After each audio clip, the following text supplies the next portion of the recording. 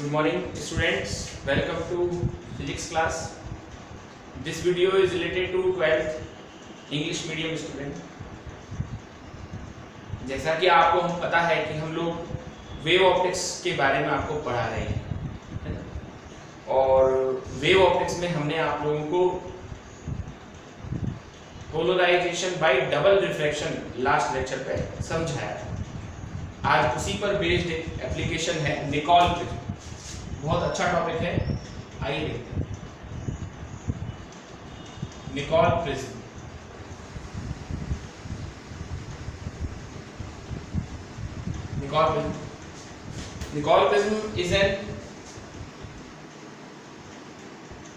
Nicol prism is an experimental device। ये आपकी एक एक्सपेरिमेंटल डिवाइस है which used to produce plain polarized light। ये 2018 में 4 नंबर का पूछा गया था RBSc में, Rajasthan board of secondary education में ये 4 नंबर का आया था। अच्छा क्वेश्चन है, बढ़िया क्वेश्चन है, आप पूरा ध्यान दीजिए। आज के लेक्चर में हम इसी को डिस्कस करेंगे। Nicol prism is an experimental device which used to produce plane polarised light. इसका केमिस्ट्री में भी जिक्र होता है, इसलिए ध्यानपूर्वक देखिएगा। ये एक एक्सपेरिमेंटल डिवाइस है जिसका यूज प्लेन पोलराइज्ड लाइट को प्रोड्यूस करने में किया जाता है। It work on the principle of double refraction. ये डबल रिफ्रैक्शन के प्रिंसिपल पर वर्क करता है। इट सेपरेट द ऑर्डिनरी रे एंड एक्स्ट्राऑर्डिनरी रे। जैसा कि लास्ट लेक्चर में मैंने आपको ओ रे और ई रे के बारे में बताया था, तो ये ओ रे और ई रे को सेपरेट करता है। तो आइए सबसे पहले हम इसकी कंस्ट्रक्शन देखेंगे।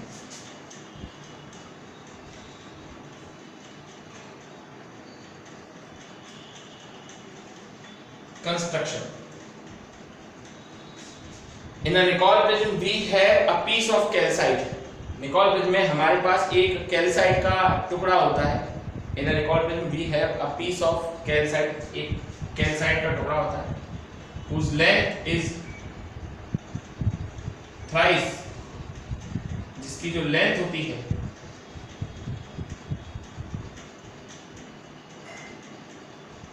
जो होती है वो उसकी विड्थ के 3 गुना होती है। कैल्साइट का टुकड़ा होता है और इसकी जो लेंथ है वो इसकी विड्थ के 3 गुना है। वैसे तो ये थोड़ा सा लगेगा, डबल भी नहीं लग रहा, बट आप समझ जाइए लेंथ बहुत ज्यादा होगी बजाय उसकी विड्थ की। ठीक है, ये कैल्साइट का टुकड़ा है। इसके एक फेस का एंगल 68 डिग्री और दूसरे फेस का एंगल 112 डिग्री। मैं आपको बुक में दिखाता हूं एक बार निकोल प्रिज्म।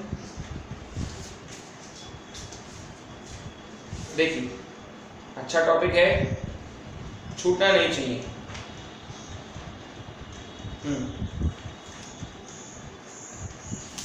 अभी चैप्टर खत्म होने पर ही है, ज्यादा पढ़ा नहीं है।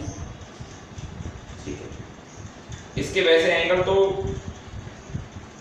और दूसरे आते हैं, पर इसके फेस को इतना घिसते हैं कि मतलब इनके जो एंगल रहने चाहिए वो 68 डिग्री और 112 डिग्री रहने चाहिए। ठीक है, और ये जो इसका डायगोनल है, 2 डायगोनल है, एक बड़ा वाला डायगोनल है, एक छोटा वाला डायगोनल है। तो छोटे वाले डायगोनल के अलोंग इसको 2 पार्ट में कट करना है। इसको 2 पार्ट्स में कट कीजिएगा छोटे वाले डायगोनल के अलोंग, इस तरह से। ठीक है, छोटे वाले डायगोनल के अराउंड इसको 2 इक्वल पार्ट्स में कट करेंगे। और कट करने के बाद ट्रांसपेरेंट सीमेंट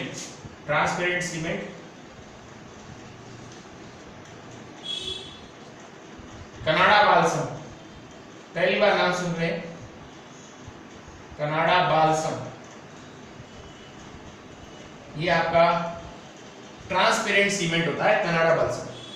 तो कनाडा बाल्सम से इन दोनों फेसेस को ज्वाइन कर देते हैं। हमारे पास एक कैल्साइट का पीस होता है, कैल्साइट का टुकड़ा होता है, जिसकी लेंथ जो होती है उसकी विड्थ के 3 गुनी होती है। इसके एंगल 68 डिग्री और 112 डिग्री होते हैं। और इसे मिड में से बीच में से इसे डायगोनली कट करके ट्रांसपेरेंट सीमेंट कनाडा बाल्सम से पॉलिश करके जोड़ दिया जाता है, ठीक है। और यहां से इस पर डाली जाती है अनपोलराइज्ड लाइट। अनपोलराइज्ड लाइट तो आप जानते हैं, ये यहां से इस पे अनपोलराइज्ड लाइट डाली जाती है,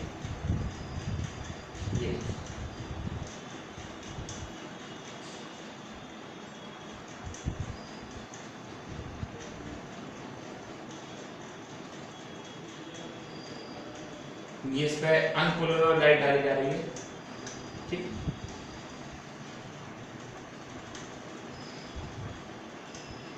थ्योरेटिकल टॉपिक है, डेरिवेशन वगैरह नहीं होता इसमें बच्चों, इसमें थ्योरी है। और थ्योरी मैं मानता हूं कि एक साथ दिमाग में भी नहीं जाती, थ्योरी जितनी अच्छी लिखोगे उतना बढ़िया। अनपोलराइज्ड लाइट है और ये तो कैल्साइट की प्रॉपर्टी होती है, जैसे ही कोई अनपोलराइज्ड लाइट कैल्साइट में जाती है तो दो पार्ट्स में टूट जाती है। एक तो आपकी होगी कौन सी सर, ओरे, और एक आपकी होगी सर ईरे। हाँ, ये बात मैं आपको बताना भूल गया। प्रिज्म के ऊपर के फेस को और नीचे के फेस को ना ब्लैक एंड कर देते हैं, काला कर देते हैं, ठीक है। प्रिज्म के ऊपर के फेस को और नीचे के फेस को क्या कर देते हैं हम लोग, काला कर देते हैं। क्यों करते हैं वो आपको पता चलेगा। ये आपकी ओरे है और ये आपकी ईरे है। एग्जैक्टली तो बता दूं मैं आपको, ओरे का रिफ्रैक्टिव इंडेक्स 1.686 के आसपास है, ईरे का रिफ्रैक्टिव इंडेक्स 1.48 के आसपास है, और कनाडा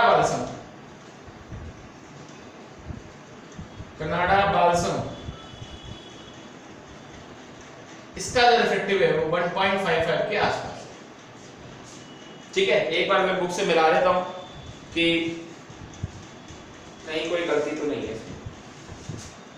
थ्योरी है तो एकदम एग्जैक्ट होनी चाहिए। 1.468 है और ये तो 1.656 है, 658 है और ये तो 1.55 है, ठीक है। कोई फर्क नहीं पड़ता, इसके आंकड़े कई बुकों में अलग भी मिल जाते हैं, पर जो मुद्दे की बात है वो समझो आप। मुद्दे की बात ये है कि जब इस पे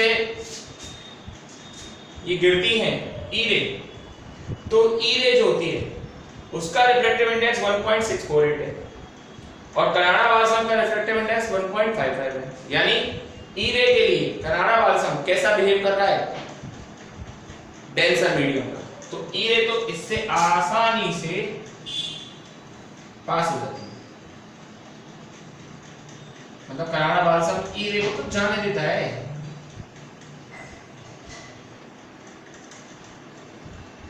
ईरे तो उससे बहुत इजीली क्या हो जाती है, पास हो जाती है। अब रही बात ओरे का रिफ्रैक्टिव इंडेक्स जो है वो कनाडा बाल्सम के रिफ्रैक्टिव इंडेक्स से 1.55 यानी कि कम है। ओरे का रिफ्रैक्टिव इंडेक्स कनाडा बाल्सम के रिफ्रैक्टिव इंडेक्स से ज्यादा है, तो ओरे जो है वो डेंसर मीडियम से रेयरर मीडियम में जाती है। और अगर angle of incident greater than critical angle हो तो it get totally internally reflected back, और ये पूरी की पूरी उससे क्या हो जाती है, लौट जाती है। इसकी शेप इस तरह की होती है कि ओरे जैसी इस पे जाएगी वो हमेशा क्रिटिकल एंगल पे गिरेगी और उसको ये रिफ्लेक्ट कर देगा, और नीचे से ये फेस जो है वो आपका कैसा हो रहा है, ब्लैक हो रहा है, ब्लैक फेस हो रहा है। तो ये जो है सर आपका इन ओरे को क्या कर लेगा, एब्जॉर्ब कर लेगा। तो बहुत सिंपल सी बात है, इसने ईरे को जाने दिया और ओरे को रोक लिया। देखिए चाहे ईरे हो चाहे ओरे हो, दोनों ही प्लेन पोलराइज्ड लाइट है। ऐसा नहीं है कि साहब ओरे प्लेन पोलराइज्ड है या ईरे प्लेन पोलराइज्ड, दोनों ही है। पर एक्चुअलिटी में ये है कि जो निकोल प्रिज्म है, ये जो हम बता रहे हैं आपको निकोल प्रिज्म, ये एक ऐसी डिवाइस है जो ईरे और ओरे दोनों को सेपरेट करती है। तो जब ईरे जाती है इसमें से, तो ईरे का रिफ्रैक्टिव इंडेक्स कनाडा बाल्सम के रिफ्रैक्टिव इंडेक्स से कम है, तो कनाडा बाल्सम उसके लिए डेंसर मीडियम की तरह बिहेव करता है और ई रे आसानी से उससे पार हो जाती है। लेकिन जो ओ रे है, ओ रे जब इसमें से जाती है तो ओ रे का रिफ्रैक्टिव इंडेक्स जो है वो आपका इससे ज्यादा है। किससे? ओ रे का रिफ्रैक्टिव इंडेक्स कनाडा बाल्सम के रिफ्रैक्टिव इंडेक्स से ज्यादा है। तो कनाडा बाल्सम इसके लिए रेयर मीडियम का काम करता है। इसका मतलब लाइट जो है वो डेंसर मीडियम से किस में एंटर करती है? रेयर मीडियम में एंटर करती है, डेंसर से रेयर में। और अगर एंगल ऑफ इंसिडेंट जो है वो क्रिटिकल एंगल से ज्यादा हो तो it get totally internally reflected back, की वापस उसी मीडियम में लौट जाती है। और इसका जो नीचे का फेस है वो ब्लैक किया हुआ है ना, नीचे का फेस ब्लैक किया हुआ है तो सबको ये एब्जॉर्ब कर लेती है और इस तरह से खाली ई रे निकल पाती है जो परफेक्टली प्लेन पोलराइज्ड होती है। एक बार देखिए इसको, फिर आगे चलते हैं।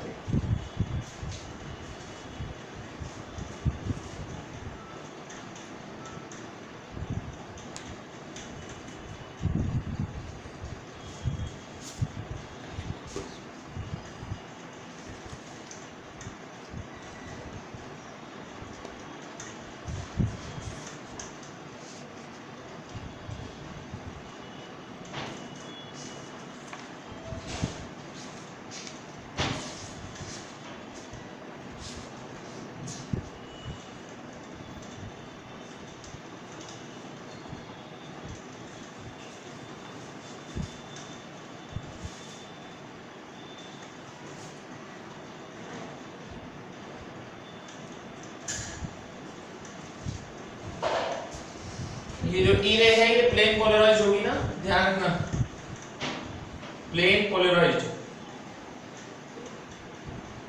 ई रे जो है वो प्लेन पोलराइज्ड। चलिए आगे चलते हैं। ये हमारी अब तक हमने आप लोगों को तीन तरीके से हमने आपको पोलराइजेशन समझा दिया। तीन कौन कौन से? पोलराइजेशन बाय रिफ्लेक्शन समझा दिया, पोलराइजेशन बाय रिफ्रैक्शन समझा दिया और ये पोलराइजेशन बाय डबल रिफ्रैक्शन समझा दिया। अब हमारा जो है पोलराइजेशन बाय डाइपोलिज्म, ये चौथी प्रोसेस है। Polarisation by डाइपोलिज्म।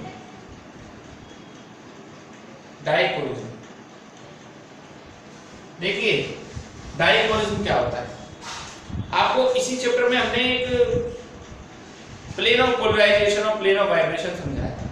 इसी प्लेन ऑफ पोलराइजेशन और प्लेन ऑफ वाइब्रेशन हमने आपको समझाया था। हमने आपको प्लेन ऑफ पोलराइजेशन और प्लेन ऑफ वाइब्रेशन समझाया था और इस प्लेन ऑफ पोलराइजेशन और प्लेन ऑफ वाइब्रेशन में ये था, हमने आपको एक प्लेन ऑफ पोलराइजेशन और प्लेन ऑफ वाइब्रेशन समझाया था जिसमें हमने आपको बताया था कि टूरमैलिन क्रिस्टल के बारे में एक जिक्र किया था टूरमैलाइन क्रिस्टल। हमने आपको बताया था ये क्रिस्टल की एक्स होती है और हमने इसमें समझाया था आपको the vibration of light vector which are in the direction of crystal axis, जिसके वाइब्रेशन क्रिस्टल एक्सिस में ही होते हैं, वो तो इससे पास हो जाता है, और जिसके वाइब्रेशन क्रिस्टल एक्सिस के परपेंडिकुलर होते हैं उसको ये क्या कर लेता था? एब्जॉर्ब कर लेता था। तो ऐसे भाई दो तरह के वाइब्रेशन है। ऐसे क्रिस्टल जब आप लाइट इंसिडेंट करते हैं तो उसमें दो तरह की लाइट होती है। एक तो लाइट होती है in the direction of the crystal axis और एक लाइट होती है perpendicular to the crystal axis. तो ऐसे क्रिस्टल आपके डाइकोरिक क्रिस्टल कहलाते हैं, है ना? दोबारा सुनिए।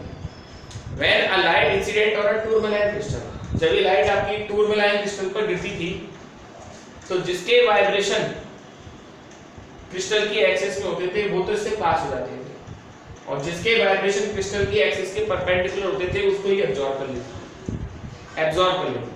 तो होता ये था कि जैसे कोई एम्पोलराइज लाइट आती थी तो एक को ये जाने देता था और एक को ये जाने देते थे और एक को ये रोक लेते थे। यही था इनका सिस्टम। अब वही आपको बता रहे हैं, जैसे कोई अनपोलराइज्ड लाइट गई, ठीक है, अब ऐसे कुछ क्रिस्टल जो एक को तो जाने दें और एक को रोक लें, यानी एक्सिस वाली जाने दें या परपेंडिकुलर वाली जाने दें, किसी एक को जाने दें और किसी एक को अगर रोक लें तो इस तरह से जो आपको लाइट मिलेगी वो कैसी लाइट मिलेगी? प्लेन पोलराइज्ड लाइट मिलेगी। when a light passing through a some special crystal like a tourmaline। और एक और चीज हम इसमें पढ़ाएंगे, बड़ा ही इंपॉर्टेंट टॉपिक है, पोलेरॉइड। ये लास्ट टॉपिक रहेगा आपका एक तरह का ना, अब ये चैप्टर खत्म होने पे है। तो when a light incident on a some special crystal like a polaroid or a tourmaline, the vibration of the light vector which are in the direction of crystal axis passes easily, and the vibration of light vector which are perpendicular to the crystal axis absorbed by the crystal. Such we observe plain polaroid light. This procedure of polarization is known polarization by dichroism। इस तरह का polarisation आपका कहलाता है polarisation bye डाइकोरिज्म। ठीक है, ये system था इसका। ठीक है, और ऐसे क्रिस्टल आपके डाइकोरिक क्रिस्टल में आते हैं। ये जो टॉपिक है पोलराइड, ये हम कल के लेक्चर में आपको समझाएंगे। ठीक है, तो पोलराइड आपका आखिरी टॉपिक रहेगा। आज के लिए बहुत है। That's all for today.